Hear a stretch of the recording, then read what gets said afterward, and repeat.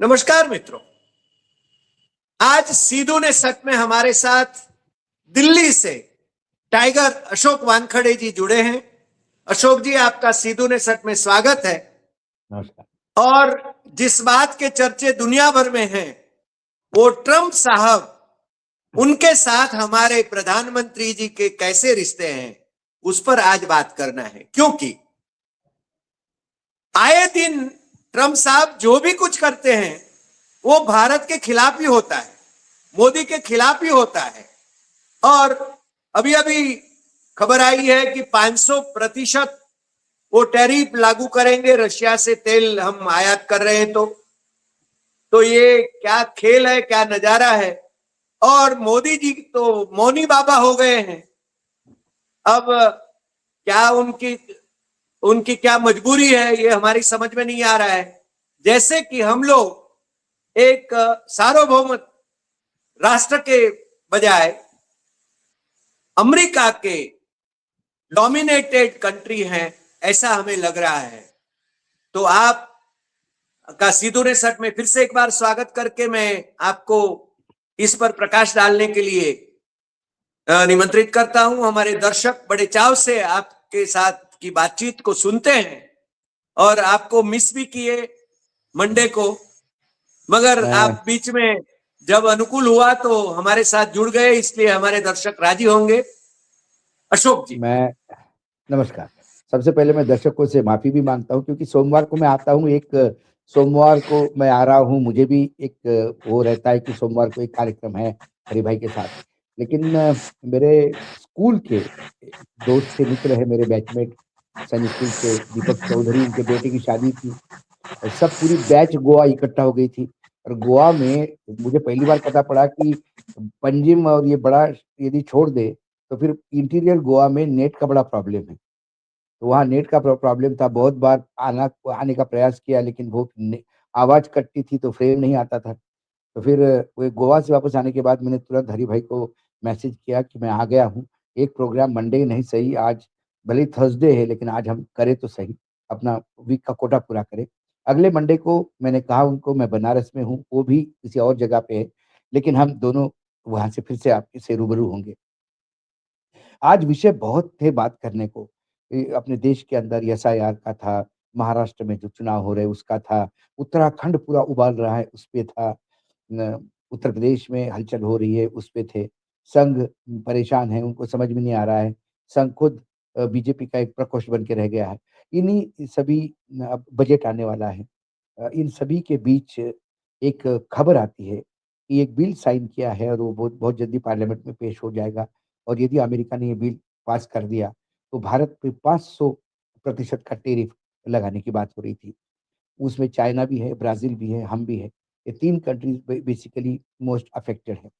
जब ये बिल आएगा तो मैं ये सोच रहा था कि ब्राज़ील ने तो पहले से ही हमला बोलना शुरू कर दिया। वो तो नाम लेके बात करता है और वो पूरा ललकारता है कि आ जाओ, तुमको जो करना सो करो। नहीं, नहीं करो, प 50 नहीं 1000% करो, हम नहीं डरने वाले। चाइना पे इन्होंने 50% कर दिया था। चाइना ने इनके रेयर अर्थ मिनरल सारे रोक दिए। वहाँ इंडस्ट्री बंद होने के कगार पे थी, ना प्लेन की इंडस्ट्री काम कर रही थी, ना गाड़ियाँ बन रही थी। तुरंत ट्रम्प साहब को समझ में आ गया कि गलत जगह पंगा ले लिया है।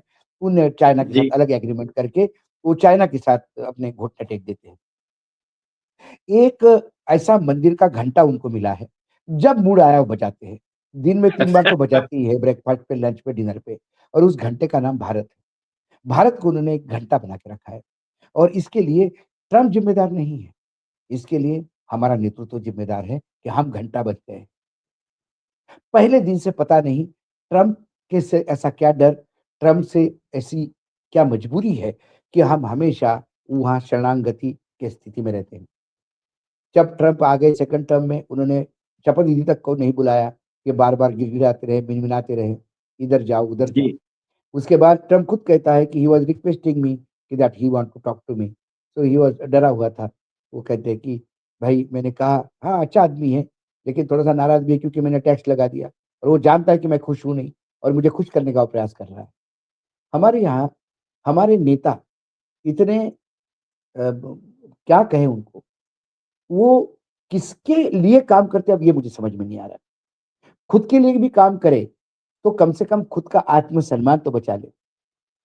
ना वो अपना आत्मसम्मान बचा पा रहे हैं, ना वो देश की अस्मिता बचा पा रहे हैं, ना वो देश का व्यापार बचा पा रहे हैं, ना देश बचा पा रहे हैं, तो फिर वो काम किस लिए कर रहे हैं? अमेरिका के लिए यदि आप अमेरिका के चरणों में गिरे हुए हो और ट्रम्प के यदि चरण चाट रहे हो, तो भाई साहब कम से कम उसको भी खुश करो, उसको भी खुश नहीं कर पा रहे। तो ये पूर्ण रूप से 100% फेल्योर कैरेक्टर है जो हमारे देश पे राज करते हैं। कोई लोग कहते हैं स्वार्थ के लिए करो, खुद के लिए करो, चलो ठीक है। अपना नाम इतना ऊंचा करो, कुछ नहीं, 4 यहाँ पे छिछोरे पाल के रखे हैं, वो सुबह से शाम तक महान साहब विश्व गुरु हो गए। अरे गुरु घंटाल हो गए हम, कोई भी आके घंटा बजा के जाता है। कहां से सही विश्व बात। गुरु हो गए? हमारा विश्व में हमने औकात देख ली। जब पाकिस्तान के साथ हमारा ऑपरेशन सिंदूर हुआ तो एक देश ऐसा नहीं था जो हमारे साथ खड़ा था पाकिस्तान के खिलाफ। सब बोल रहे थे कि टेररिज्म गलत है, लेकिन पाकिस्तान के खिलाफ कोई खड़ा नहीं था। और पाकिस्तान जो हमारे सामने कुछ भी नहीं, उसने चाइना को, रशिया को, टर्की को, उज्बेकिस्तान को, सबको अपने साथ खड़ा कर दिया और अमेरिका को भी साथ में खड़ा कर दिया। जो अमेरिका कहता है कि my friend, my biggest partner in fighting terrorism is Pakistan. ऐसा बोलने के बाद फिर अपने पास बचता क्या है? सही बात है, सही ये बात। हमारे एक ये हमारे ये जो 50-51 लोग हमारे पैसे से, मेरे हरि भाई के, आपके, दर्शकों के पैसे से, क्योंकि हम टैक्स देते तो ये चलते हैं। कोई इनको विदेश भेजने के लिए नरेंद्र मोदी, अमित शाह जी ने कोई अपनी ज्वेलरी नहीं गिरवी रखी, उसी तिजोरी से पैसे दिए जिसमें से हमारा पैसा जाता है, खून पसीने का। वो गए वहां परचेसिंग करके आए, शॉपिंग करके आए, वहां गाने गा के आए, मस्ती करके आए, 35 देशों में गए। इतना बड़ा trip, biggest travel organiser Narendra Modi ji. Pleasure trip थी वो। प्लेजर ट्रिप थी, कोई कुछ नहीं बोले। हम बिल क्या है, बोल क्या है, क्या बोल क्या है? वो आतंक के खिलाफ हमारे साथ खड़े हैं। अरे पाकिस्तान के विरोध में कौन खड़ा है? कोई नहीं। यह हमारी विदेश नीति है। और हमारी विदेश नीति के जो बाबा है जयशंकर, उनको जब कोई सवाल पूछते हैं तो वो दार्शनिक हो जाते हैं। जब आदमी दार्शनिक बातें करने लगा कि क्या लाया था, क्या लेके जाएगा, क्या तेरा है, सब उसका है, तो समझ लेना उसके बाद सवालों की जवाब नहीं है, मूर्ख बना रहा है। आज रशियन प्रेसिडेंट हमारे पुतिन आए थे, हमने उनके साथ एग्रीमेंट किया और हमने डंके की चोट पे बोला आपसे तेल खरीदेंगे। आप बार बार देश को बोलते हो कि हमको जो सस्ता तेल देगा वहां से खरीदेंगे, किसी की औकात नहीं हमको रोकने की। और पाकिस्तान, अब अमेरिका में अब हमारे राजदूत जो है वो वहां गिड़गिड़ा रहे हैं कि भाई साहब वो टेरिफ कम करो। उनके उनके सीनेट कह रहे हैं, उनका सांसद कहता है कि भारत का राजदूत मेरे पास आके गिड़गिड़ा रहा था कि ट्रम्प साहब को समझाइए, हमने रशिया से तेल खरीदना करीब बंद कर दिया है, अब तो टेरिफ हटाए। आंकड़े बोलते हैं साहब, आंकड़े बोलते हैं। हम रशिया से, जो रशिया तेल बेचता है उसमें सबसे बड़े दो नंबर के ग्राहक थे। पहला नंबर चाइना और दूसरा नंबर भारत जी। क्योंकि सस्ता तेल मिल रहा था। इतना सस्ता तेल कभी भारत को मिला नहीं होगा जीवन में। अमेरिका ने डंडा मारा, हमने तेल लीला खरीदना बंद कर दिया। जो तेल हम 35% ले रहे थे हमारे टोटल इंपोर्ट का, वो अब 10% पे आ गया है।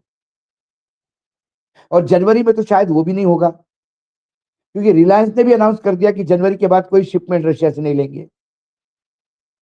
जो यूरोपियन थिंक टैंक है, जो एजेंसी मॉनिटरिंग करती है शिप का मूवमेंट, उसने कहा कि 30 शिप ऐसे आए जो गलत फ्लैग, मतलब फ्रॉड देशों के, अलग दूसरे देशों के फ्लैग मूर्ख बना के लोगों को वो चल रहे थे।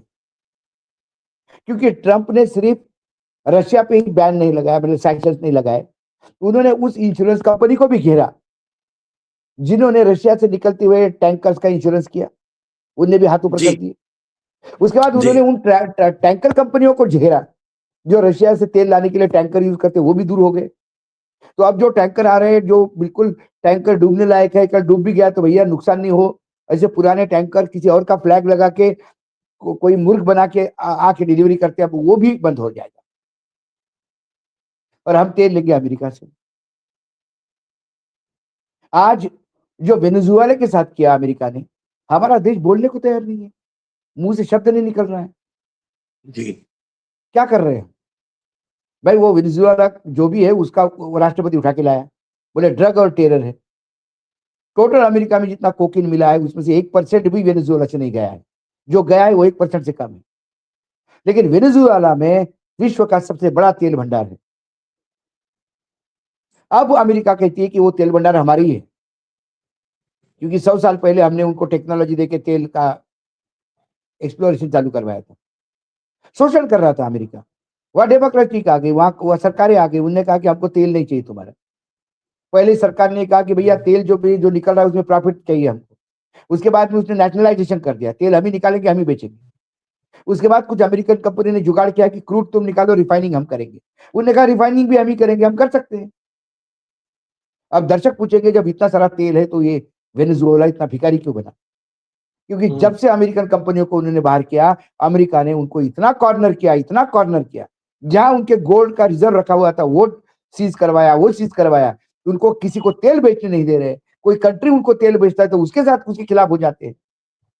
चारों तरफ से उस वेनेजुएला को घिरा के और उसको बदनाम कर दिया कि ये आदमी वह आतंक फैलाता है और ये आतंकी है और डिक्टेटर है, ये कुछ वो करो ना। फिर डिक्टेटर वहां से सऊदी अरेबिया में तो चुनाव ही नहीं होते, हाँ, किंगडम है। वहां चल जाता है आपको। पुतिन ने कहा इंडिया में कि भाई भारत हमसे तेल लेता, किसी और को कोई प्रॉब्लम होनी नहीं चाहिए, क्योंकि पूरे टाइम अमेरिका रशिया से रिफाइंड यूरेनियम ले रहा है, राइट। अभी भी ले रहा है। अमेरिका लेवे तो चलेगा, बाकी के नहीं ले $1.5 सकते। बिलियन एनरिच्ड यूरेनियम रशिया से अमेरिका ले रहा है। मैं लूंगा, आप नहीं लोगे। आप मैं जो तेल बेचूंगा वही लोगे। आप हमसे अपाची हेलीकॉप्टर लोगे, चाहे चले ना चले। आप हमसे प्लेन भी खरीदोगे, सब कुछ हमसे खरीदोगे, क्योंकि आप हमको प्रॉफिट दिलवाओगे, ये आपका काम है। भारत का काम है अमेरिका को नफा दिलवाना, मुनाफा दिलवाना। कैसा गुजराती है भाई ये बैठा हुआ? पहला गुजराती देखा जो लॉस का धंधा करता है। अब फिर आता है कि क्यों डरा क्यों है हमारा देश, डर क्यों रहा है अमेरिका से? हम ट्रंप ने 100 से बार ज्यादा बार बोला कि मैंने युद्ध बंदी करवाई, उन्होंने कहा नहीं। फिर भारत ने एक लॉबी फर्म एंगेज कर दी। अब लॉबी फर्म मतलब जो हमारे यहाँ भारत में गैर कानूनी मानते हैं उसको, अमेरिका में कानूनन है। ये जो सत्ता के दलाल घूमते रहते हैं, हम नहीं किसी का काम करवाना हो तो कोई नहीं बोलता यार इस मंत्रालय की, इस मिनिस्टर का कोई जुगाड़ है क्या, या कलेक्टर का कोई जुगाड़ है क्या, यार इस बैंक मैनेजर का कोई जुगाड़ है क्या। ये जो जुगाड़ हम जो बोलते हैं वो जुगाड़ माने लॉबिंग फर्म है। तो भारत ने एक जुगाड़ हायर किया वहां पे करोड़ों रुपए देके। उसका काम था कि ट्रंप को समझाए कि ऐसी व्यवस्था करे कि ट्रंप टेरिफ कम करे। अब अमेरिका में ये लीगल है सिस्टम, तो वहां उसकी व्यवस्था भी है। व्यवस्था ये है कि वहां एक लाइसेंसिंग अथॉरिटी है, उससे लाइसेंस लेना पड़ता लॉबिंग फर्म को। जी। वो लाइसेंस लेते हैं। लाइसेंस लेने के बाद साल के एंड में उन्हें यह बताना पड़ता है वहां जुडिशियल सिस्टम को, वहां की न्यायपालिका को, कि साल भर में मेरे क्लाइंट के लिए मैंने क्या क्या किया। कोई गलत काम तो नहीं, लॉबिंग फर्म के नाम पे तुम अमेरिका की कोई बाहर बेच तो नहीं रहे हो सीक्रेट। इसलिए सारे मेल, सारा कॉरेस्पॉन्डेंट देना पड़ता है, और जो पब्लिक डोमेन में आता है। हमने जिस एजेंसी को हायर किया उस एजेंसी का जो डॉक्यूमेंट पब्लिक इसमें आया, उसमें यह भी आया कि हमारे डिफेंस अटैची उनके डिफेंस मिनिस्टर से मिल रहे, हमारे डिफेंस अटैची उनके विदेश मंत्री से मिल रहे। और वो कहता है कि ऑपरेशन सिंदूर के लिए भी हमको काम करने के लिए बोला। लॉबिंग फर्म के मेल से डॉक्यूमेंट है कि सिंदूर के लिए हमको उपयोग मिला है। सिंदूर के लिए जब हम बोलते तीसरे कंट्री का जरूरत ही नहीं है। जब भी अमेरिका बोलता है कि हमने युद्ध रुकवाया, भारत बोलता है कि इसमें तीसरे कंट्री का कोई लेना देना नहीं था, पाकिस्तान ने फोन किया, हमने माफ कर दिया। यही बात होती है ना। तो फिर ये लॉबी फर्म क्यों कह रही कि हमने सिंदूर के लिए भी काम किया? इसका मतलब अमेरिका ने इंटरवेन किया। वो बार बार 100 से 12 से ज्यादा बोल चुका है। तो अमेरिका जी हमारे यहाँ युद्ध रुकवाए, अमेरिका यहाँ अपने को तेल बेचे, अमेरिका कल तय करे कि हमारे यहाँ अमेरिका का कपास आ रहा है। मेरा गुजरात में भी कपास उगता है, महाराष्ट्र में, मध्य प्रदेश में, तेलंगाना, तमिलनाडु, कुछ पार्ट ऑफ कर्नाटका, तेलंगाना, आंध्र प्रदेश, ये कॉटन ग्रोइंग एरिया है। किसान बर्बाद हो जाएंगे। किसान बर्बाद हो गया। 11% का बाहर से कपास आता था तो 11% ड्यूटी थी, जीरो कर दी इस आदमी ने। अमेरिका में जितना कपास उगता है उसमें से 95% वो बेचते हैं बाहर, सिर्फ 5% रिक्वायरमेंट है उनकी। वो 95% हमारे यहाँ आ गया है। मेरा कपास का किसान आत्महत्या कर रहा है। सोयाबीन तेल आपने ले दिया, सोयाबीन तेल लेने से मेरा सोयाबीन मर गया, क्योंकि हमारे यहाँ देसी सोयाबीन है, वहां जीएम सोयाबीन का तेल निकलता है। देसी सोयाबीन एक एकड़ में 5 क्विंटल होता है, जीएम सोयाबीन 25 क्विंटल होता है। तो 25 क्विंटल से ज्यादा तेल निकलेगा तो तेल सस्ता होगा। मेरे यहाँ जेनेटिकली मॉडिफाइड सीड अलाउड नहीं है, मतलब जीएम सोयाबीन मेरे यहाँ मैं नहीं लगा सकता, लेकिन जीएम सोयाबीन का तेल आ सकता है। तो मेरे किसानों का तेल निकल गया। सही 8-8, 9-9, 12-12 हजार रुपए का सोयाबीन 3,500 रुपए में बिकता है। मगर अशोक और जी, ये मजबूरी क्या है? मजबूरी क्या है मोदी जी की? मैं उसी पे आ रहा हूं। मजबूरी क्या है, मैं बार बार कह रहा हूं। और इस देश पूरा ये वेनेजुएला नहीं है जी। मुझे आज गर्व है मेरे डिफेंस सिस्टम पे, मेरे जवानों पे। आखिरी बूंद तक शरीर में है, आखिरी जवान लड़ेगा अमेरिका से, लेकिन इस देश के प्रधानमंत्री को हाथ नहीं लगाने देगा। वेनेजुएला नहीं है, आपने गए 25 लोग मारे और उठा के लाए। ये भारत है। और एक बार नहीं, 2-2 बार भारत ने अमेरिका को सबक सिखाया है। तो इंदिरा गांधी थी जो व्हाइट हाउस में निक्सन पे आमने सामने निक्सन को 2 टुक बात सुना के आई है कि भारत क्या है, ग्रांटेड मत लेना। और बहिष्कार किया व्हाइट हाउस में प्रेस कॉन्फ्रेंस का, गाड़ी में बैठ के निकल गई होटल। और उसके बाद इंडिया, और जो विदेश मंत्री थे निक्सन के, उनकी किताब में है, सभी है, वो गाड़ी के पीछे भागते गए, madam prime minister, madam prime minister. इसने कहा नथिंग डूइंग। और भारत में आते से सबसे पहले उन्होंने काम किया होगा, तो जैसी वो घर पहुंची 5 मिनट के अंदर अटल जी उनके घर थे। अटल बिहारी वाजपेयी विपक्ष के नेता थे। उन्होंने कहा अटल जी ऐसी सी बात हुई। अटल जी ने कहा कि इंदिरा जी आप चिंता ना करो, यदि भारत की अस्मिता का सवाल है तो पूरा देश आपके साथ है। यस, वो नेता हुआ करते थे। मगर जब आज तो भारत की विपक्ष मुक्त भारत की बात हो रही है। मैंने वही तो कहा, तब तो भारत की स्थिति और बुरी थी। हम गेहूं भी अमेरिका से लेते थे, और उसके बाद पाकिस्तान के 2 टुकड़े किए। अमेरिका ने 7वां बेड़ा भेजा, लेकिन ये दुर्गा खड़ी रही। ये वो देश देखा है। अटल बिहारी वाजपेयी, पोखरान करवाया, अमेरिका ने सैंक्शन लगवाए, बोले चलेगा, भारत नहीं रुकेगा। और ये 56 इंच का सीना अपने साथी का पेट नापता है और अपना सीना बताता है। अब मुझे सुब्रमण्यम स्वामी की याद आती है। सुब्रमण्यम स्वामी क्यों कहते हैं, ये कुछ फाइलें और कुछ सीडी पड़ी है मेरे पास जो ब्लैकमेल करते हैं। क्या है वो? ये स्वामी कह रहे हैं। मैं स्वामी जी पे विश्वास नहीं रखता, लेकिन अब मुझे, जब आपने भी ये सवाल पूछा हरि भाई कि किस बात का डर है, ये सवाल मेरे मन में भी है। ये देश एक पेट भूखा रहेगा, लेकिन आत्मसम्मान पे आंच आने नहीं देगा। अमेरिका कर करके क्या करेगा? आपका पूरा बिजनेस ठप करवाएगा। हम आधी रोटी से जी लेंगे, लेकिन आत्मसम्मान नहीं खोएंगे। ये मोदी जी जानते हैं ऐसा नहीं है, लेकिन इसी क्या मजबूरी है कि अमेरिका का नाम आते से ही उनको लकवा मार जाता है। जबान नहीं खुलती, ट्रंप का नाम लेने से जबान नहीं खुलती। जिस ईरान ने हमें यूनाइटेड नेशंस में पाकिस्तान के खिलाफ हमारा साथ दिया कश्मीर इशू पे, मुस्लिम देश होते हुए, क्योंकि भारत की मित्रता थी, उस ईरान को भी आपने छोड़ दिया। किसके लिए? क्या आपको डर है? क्या आपको डर है कि आप सत्ता खो दोगे? क्या आपको डर है कि कुछ फाइलें हैं, कुछ गड़बड़ मामले हैं जिसे बदनाम करेगा? सत्ता खोने का ही डर लगता है उनको। क्योंकि उनको लगता है कि बांग्लादेश में जो हुआ, लंका में जो हुआ, नेपाल में जो हुआ, उसके पीछे डीप स्टेट का हाथ था लंका में।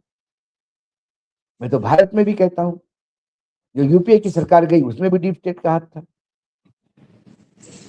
क्योंकि एटॉमिक एग्रीमेंट जब किया मनमोहन सिंह जी ने, तो मनमोहन सिंह जी के ऊपर अमेरिका का पिछलग्गू होने के आरोप लगे थे। लेफ्ट ने समर्थन वापस कर दिया था, सरकार गिरने के कगार पे थी, बाकी लोगों ने साथ दिया और सरकार बच गई। लेकिन वो मनमोहन सिंह थे, उन्होंने एटॉमिक एग्रीमेंट तो साइन किया अमेरिका के साथ, लेकिन पहला रिएक्टर का ऑर्डर फ्रांस को दिया, दूसरा रशिया को दिया। और जब अमेरिका को समझ में आ गया कि एग्रीमेंट करने के बाद भी धंधा हमको नहीं मिल रहा है, तो ये सरकार उठा के फेंकने का काम किया। और फिर आंदोलन हुआ। उस आंदोलन में काम करने वाले एनजीओ को कैसा फोर्ड फाउंडेशन से पैसा आता था, ये बात छुपी नहीं है।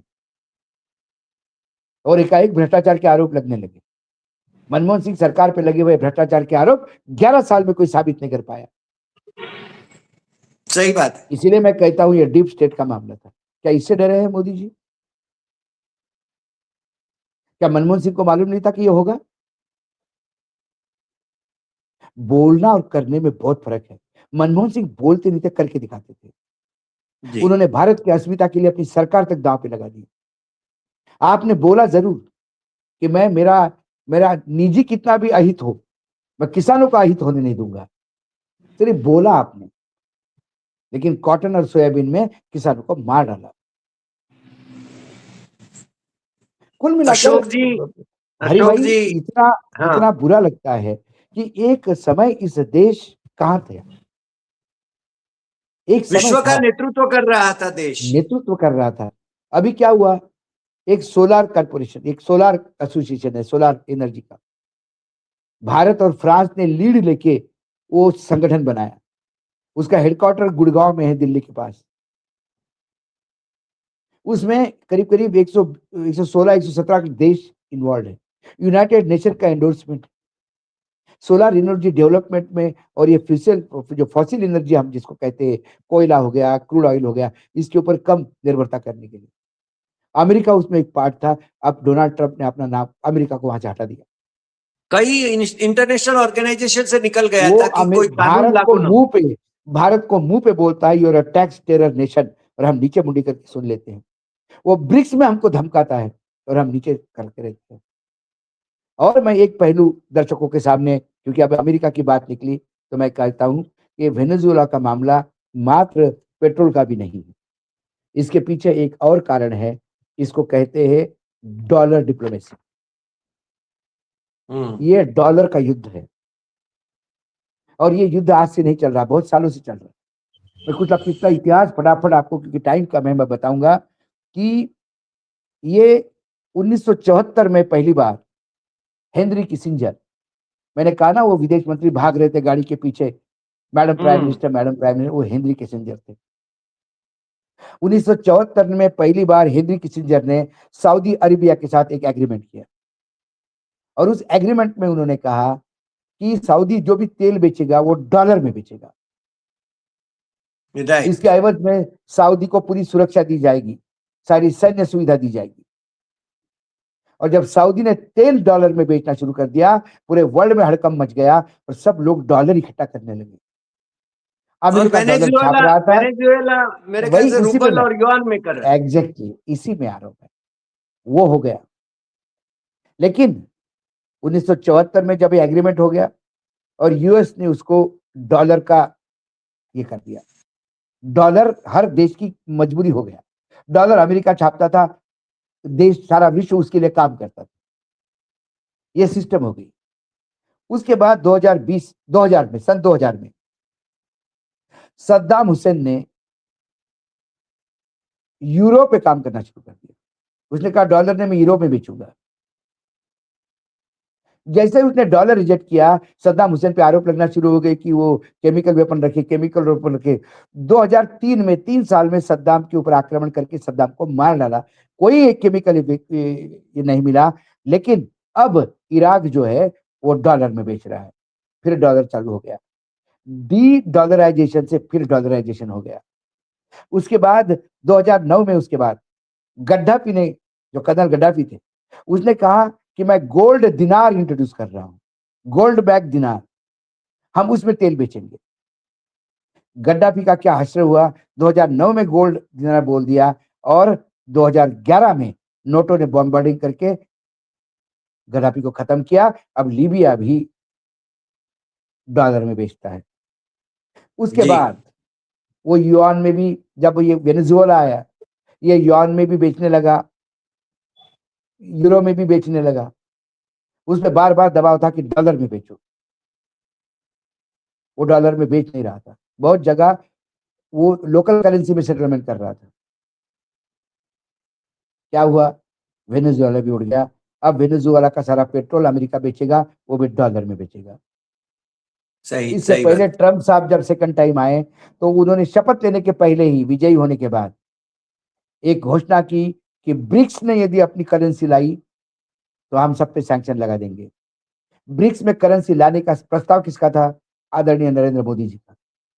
हाँ, और उसके और वो बाद चुप हमारे रहे विदेश जब मंत्री, उन्होंने कहा, नहीं चुप ब्रिक्स इज तो नहीं डेड रहे, कहा था।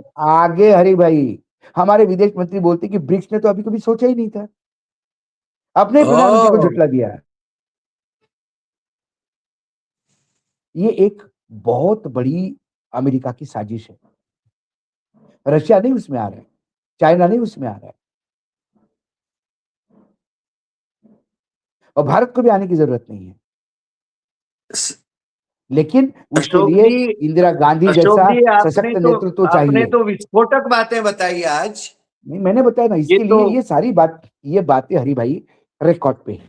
ये बातें हमने सिर्फ इतना किया कि हमने इसका पैटर्न स्टडी किया, ये जी सारे स्टडी करके ये सारे डेट्स निकाले, फिर कहाँ कहाँ कैसा कैसा, क्यों सिर्फ तेल ही नहीं, बहुत कुछ है। जी। डॉलर के खिलाफ जब यूरो आ गया था, यूरो करेंसी आ गई थी, तो देखिए ब्रिटेन नहीं ज्वाइन कर पाया यूरो में।